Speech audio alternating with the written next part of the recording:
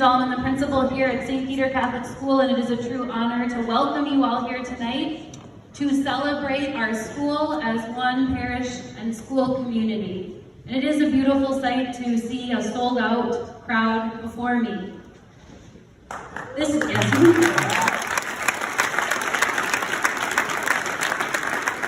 103rd year of educating students here at St. Peter Catholic School and forming them to become critical thinkers, virtuous leaders, and living saints. And it wasn't lost on me this year as we turned into the year 2020, something really wonderful about that year. You may have noticed all the glasses. But 2020 vision, what does that mean? To see clearly, to see reality as it is. And I am convinced that here at St. Peter Catholic School, our students, day in and day out, are asked to see reality. Not the reality maybe that they desire to see, the reality that maybe they think they can create for themselves, the reality that maybe their peers see, but reality as it truly is in the light of Jesus Christ. And I've got millions of moments that I've witnessed it happening.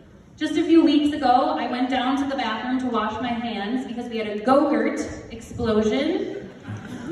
And I went into the bathroom and there were 4 little preschoolers, 3 and 4-year-olds, being led down by 2 7th graders.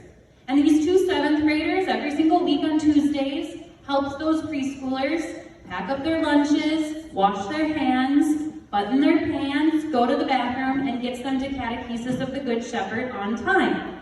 This is no small feat. I have 4 small children. It takes us like an hour to get in the car, okay? And I watched these 2 7th graders as they were ushering those preschoolers in with great adaptability, saying, okay, let's get in line, okay, tell me we wait for lunch, okay, no, don't do that, no, don't put your finger in your nose, okay, we're not gonna wash our hair. And I watched as those 7th graders had a moment where they saw reality clearly. What did they see? They saw that the world actually doesn't revolve around them. They had a moment where the drama and emotions that accompany 7th grade didn't matter, and what mattered were the 3 and 4-year-olds before them, whom they were called upon to care for. In this beautiful preschool through 8th grade environment, we can give our children moments where they come to see reality clearly, where they come to see themselves as not the center of the universe, but a part of this beautiful community that they live and breathe in 5 days a week. I see as our students are asked to see reality clearly when we meet every Wednesday for Socratic Seminar.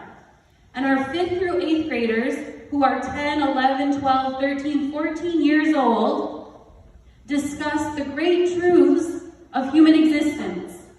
And just this week, we read a piece about Saint Maria Goretti, who, if you don't know, at the age of 12, on her deathbed, forgave her assailant.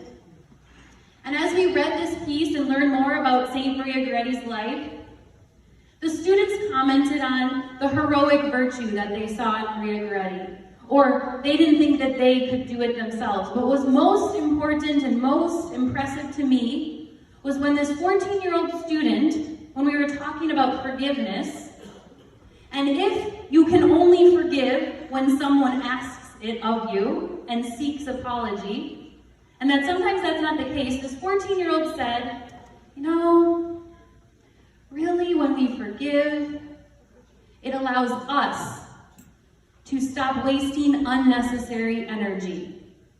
And I thought to myself, wow, how many adults who carry the burden of grudge or the burden of hurt or the burden of whatever, and here we have this 14-year-old encountering this truth of human reality and is able to cut right through and show us all what we hope to know ourselves.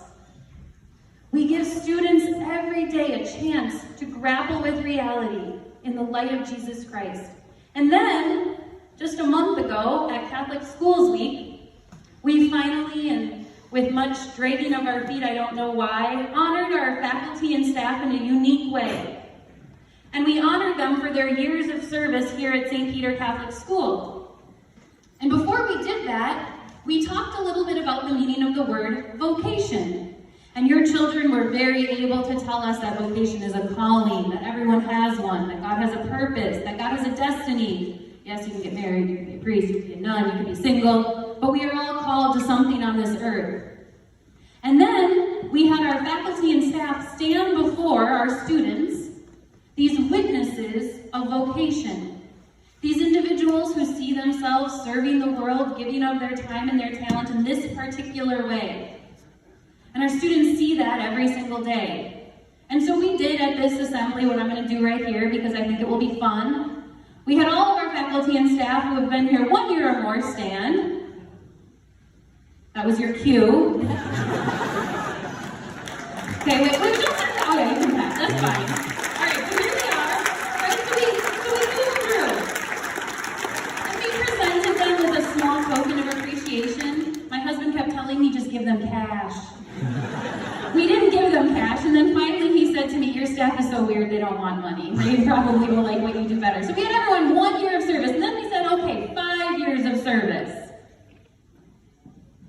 And then we said, 10 years of service. This is where I sit down. And then we said, 15 years of service. And then we said, 20 years of service. And at this point, another beautiful truth of our reality became very clear. Whereas the world may see age as something obsolete, our students clearly see it as a sign of wisdom. And as we continued, the wisdom that they knew these teachers possessed came in the form of great energy. And so we'll see if we have it here. So 20 years, 25 years. And pretty soon we heard, Randall, Randall, Randall, Randall, Randall. 30 years. 34 years of service, Mr. Randall.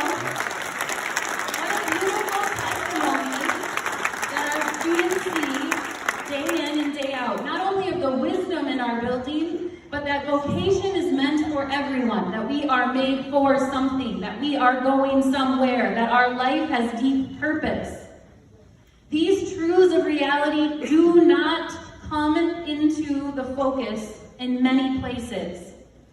And yet every day, in small ways, they are brought forth to our students by intentional adults who partner with you, their parents and grandparents. And this is beautiful because while we think that it's those big moments, that it's those big things, these things I just talked about are small. They're ordinary. But this is the way that students become formed to see themselves truly as a son or daughter of Jesus Christ who's made in the image and likeness of God. And let me tell you, as we try to present reality as truthfully as we can to these students, it is hard work to wipe away the scales of self-doubt, of fear, of anxiety, of worry that we bring to our world and that block us from seeing that we are destined for something, that we are called to do something. These beautiful children, every single day, come into this place, and in our own imperfect way, we call them to this reality. We call them to have 2020 vision. Vision that is in the light of Jesus Christ. And while we're about to raise money right now to renovate some of our classrooms, to move kindergarten up to first and second grade, to unite preschool, to knock some walls down, to bring the music into the building, while we're about to raise money to do that, that is not what you're investing in. What you're investing in is these children who each day come to encounter reality as it is, and as the world is so afraid to tell them about. It is beautiful work, and you can look at the faces of those children on that wall, 229 of them that we serve.